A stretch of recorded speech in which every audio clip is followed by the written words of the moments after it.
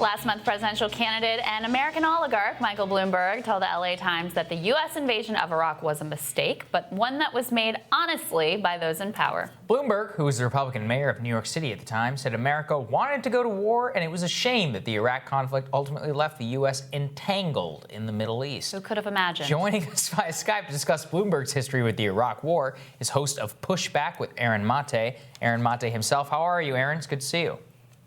Hey, Sagar. Good morning. Likewise. Hey, good morning, man. So, okay, let's lay out the Bloomberg record on Iraq. Viewers of the show, stop and frisk all. We've done that, but let's go through Iraq and the man's foreign policy views. What do we know, Aaron?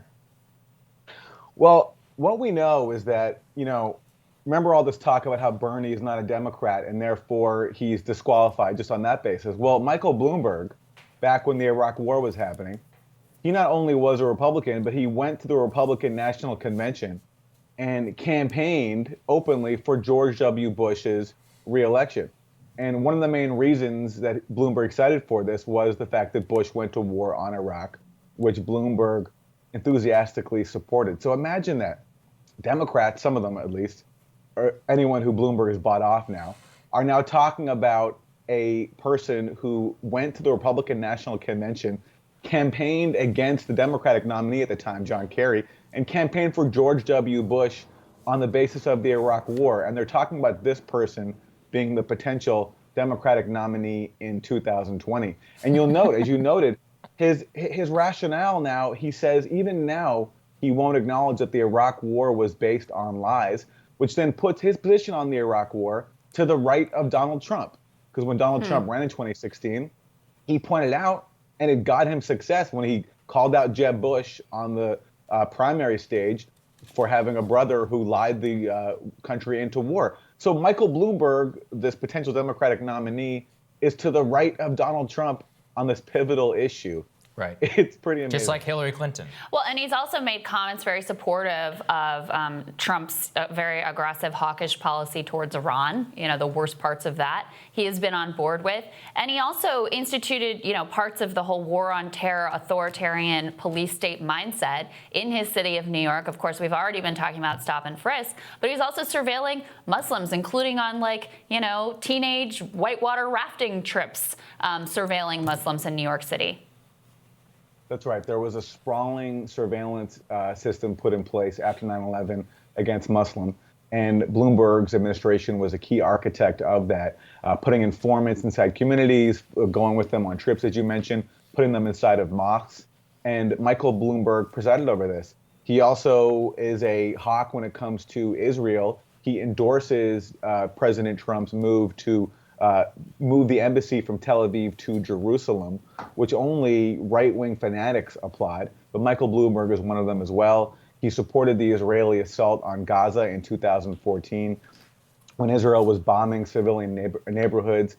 So on foreign policy, which, people forget was actually an important issue in 2016, because Donald Trump was able to exploit the fact that Hillary Clinton has a very hawkish record. We don't need to go through it.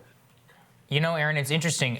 Journalist Zed Jelani is actually, there's a study out there that he highlighted to me, which shows that areas, even working class areas, that had more combat deaths in Iraq and Afghanistan disproportionately went for Trump over Hillary Clinton, even when you control for everything else. So it goes to show you your point that areas, and especially with the working, remember, it is average Americans who die in these wars, not the kids of Bloomberg or whomever else, that those deaths have huge impact in the way that these communities vote.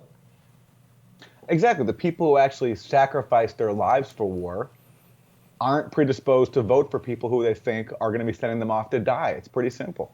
Yeah. But yet, the Democratic consultant class and the people who run the party, that doesn't matter to them. They're not concerned with issues like winning and with people's lives. They're concerned with what lines their pockets. And Bloomberg is a candidate who's great for that because he has an infinite empire to wield at his disposal.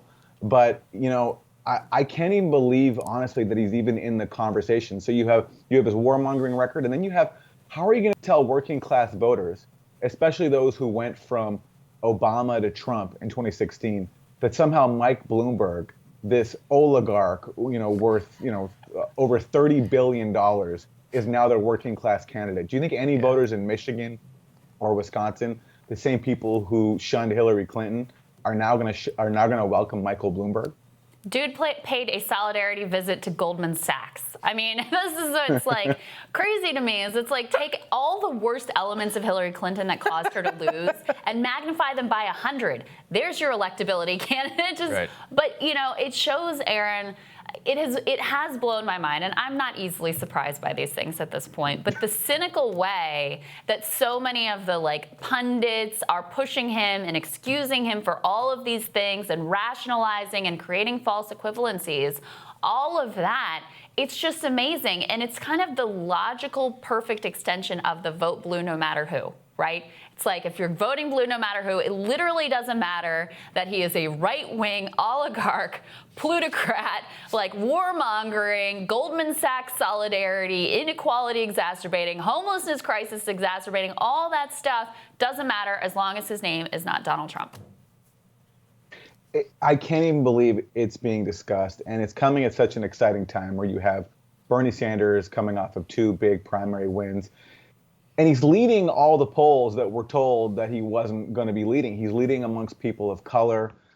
He's looking really good. And meanwhile, the other front runners, people, supposed front runners like Joe Biden and Warren, don't have anything. And so, look, I mean, I understand the desperation of the need for amongst that wing of the party to try to stop Bernie Sanders. But even from the narrow point of view of who would best serve their interests, I don't understand how it could be Michael Bloomberg.